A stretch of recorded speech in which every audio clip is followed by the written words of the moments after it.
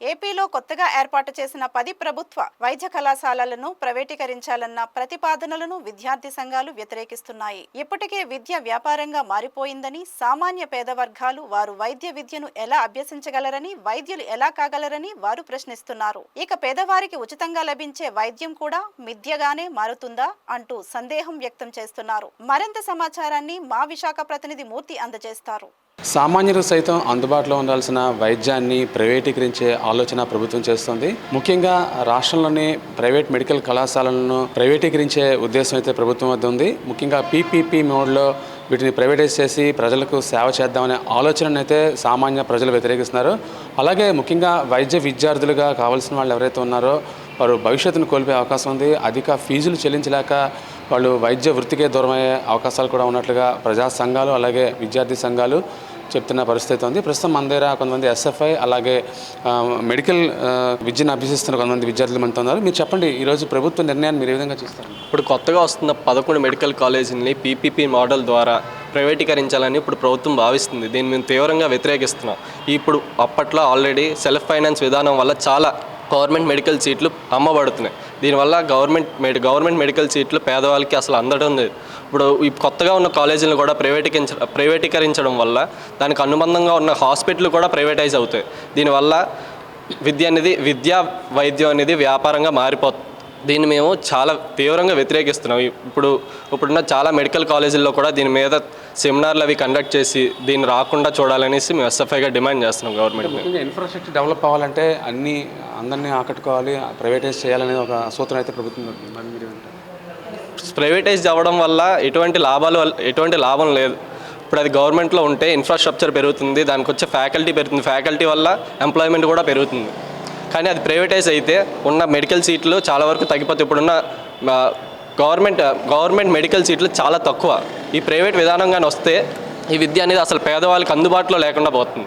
మీరు చెప్పండి, ఒక మెడికల్ స్టూడెంట్గా మీరు ఏ విధంగా చూస్తారు ఈ నిర్ణయాన్ని? మీరు ఏం చెప్పదలిచినట్టు? ఇప్పుడు గవర్నమెంట్ కాలేజ్లోనే మాకు బాడీస్ అనేవి చాలా తక్కువ అయిపోతున్నాయి. ఎందుకంటే ఎవరు డొనేట్ చేయడానికి ఇష్టపడట్లేదు. ఈ మధ్య ఎక్కువ రిలీజన్ వల్ల దానివల్ల డొనేట్ చేయడానికి ఇష్టపడట్లేదు. అలాంటిది ప్రైవేట్ కాలేజ్లో మాకు ఇనఫ్ బాడీస్ ఉంటాయి, మేము డైసెక్ట్ చేయగలమన్న అసలు ఎలా అవుతుంది? ఎందుకంటే ఇంటర్లో కూడా మేము నారాయణ చేతులను చదివినప్పుడు ప్రైవేట్లోనే కాబట్టి మాకు ల్యాబ్స్ కూడా ఉండేవి కాదు. ఏదో అప్పటికప్పుడు ల్యాబ్ రూమ్ అనేది తయారు చేసేవారు. ఇప్పుడు ప్రైవేట్ కాలేజ్లో మాకు ఇనఫ్ బాడీస్ ఉంటాయి, మేము డైసెక్ట్ చేయగలం, మేము ప్రాక్టికల్గా నేర్చుకోగలం అన్నది గవర్నమెంట్లోనే తక్కువ ఉన్నప్పుడు ప్రైవేట్లో ఇంకా తగ్గిపోద్ది కదా. అండ్ దట్టు ఇంకా ప్రైవేట్ కాలేజ్ వస్తే సీట్లు కూడా కొనుక్కోవడం అనేది చాలా ఎక్కువైపోతుంది.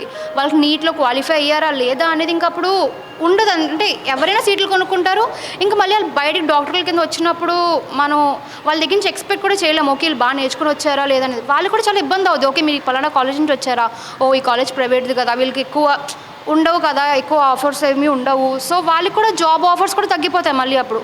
ఇంక గవర్నమెంట్ అనేది గవర్నమెంట్ కాలేజెస్ ఉండాలి అంటే అదొక బ్రాండ్ కదా. మీరు గవర్నమెంట్ కాలేజ్ నుంచి వచ్చారా, ఓకే వీళ్ళ దగ్గర మంచి ఫ్యాకల్టీ ఉంది, మంచి బాడీస్ అవి మొత్తం డీసెక్ట్ చేయగలరు. వీళ్ళు బయట గవర్నమెంట్ హాస్పిటల్స్కి వచ్చే పూర్ వాళ్ళకి మంచిగా అంటే వాళ్ళకి దొరుకుతుంది మెడిసిన్స్ కానీ, వాళ్ళకి చాలా నాలెడ్జ్ అనేది ఉంటుంది. ప్రైవేట్ దాంట్లో వాళ్ళు ఏ హాస్పిటల్స్కి వెళ్తారు, వాళ్ళకి వచ్చే పేషెంట్స్ ఎక్కడ వస్తారు, వాళ్ళకే ఎక్కువ వీళ్ళు డిమాండ్ చేసి పేషెంట్స్ కూడా తగ్గిపోతారు. సో వాళ్ళకి ఎక్కడ ప్రాక్టికల్ నాలెడ్జ్ ఉంటుంది అనేది నాకు అర్థం కావట్లేదు. దీనివల్ల ఏమి ఉపయోగం అయితే లేదు. ముఖ్యంగా వైద్యం అనేది సామాన్యులకి అందుబాటులో ఉండాలి, అలాంటి దాన్నే ప్రైవేట్ చేస్తున్నారు. మీరే మెడికల్ స్టూడెంట్ అంటే మెడికల్ కాలేజీని ప్రైవేటైజ్ చేసే ఆలోచన అది ఆబ్వియస్గా అది వ్యతిరేకిస్తుంది. ఎందుకంటే ఇప్పుడు ప్రైవేట్ కాలేజ్ కానీ వచ్చేస్తే తర్వాత స్టూడెంట్స్ గవర్నమెంట్ కాలేజ్ చదువుకుంటే వాళ్ళకంటూ అన్నీ తెలుస్తాయి. ఎందుకంటే ప్రైవేట్ అందరికీ ఎలా ఉంటుందంటే ప్రైవేట్ కాలేజ్లో ఎక్కువ ఫెసిలిటీస్ ఉంటాయి, గవర్నమెంట్ కాలేజ్ ఎక్కువ తక్కువ ఫెసిలిటీస్ ఉంటాయని. సో గవర్నమెంట్ ప్రొవైడ్ చేసి అన్ని పెడితే ఇంకా ప్రైవేట్ సెక్టర్స్కి వెళ్ళే అవసరం ఉండదు కదా. సో ఆటోమేటిక్గా మన గవర్నమెంట్ అనేది మెయిన్గా లీడ్ తీసుకొని ప్రైవేటైజ్ చేయడానికి సపోర్ట్ చేయకుండా ఇలాంటి గవర్నమెంట్ కాలేజ్లో పిల్లలకి సీట్ వచ్చేలా కానీ చేస్తే ఇప్పుడు మన డాక్టర్ గారు చెప్పినట్టు వాళ్ళకి బాడీస్ వచ్చినప్పుడు ప్రాక్టీస్ చేయడానికి శానిటైజ్ చేయడానికి అనేది అవ్వదు. సో అవన్నీ గవర్నమెంట్గానే మనకి అందజేస్తే సో ఎక్కడికి ప్రైవేటైజ్ చేయకుండానే మన గవర్నమెంట్ సెక్టర్స్లో చదువుకోవచ్చు.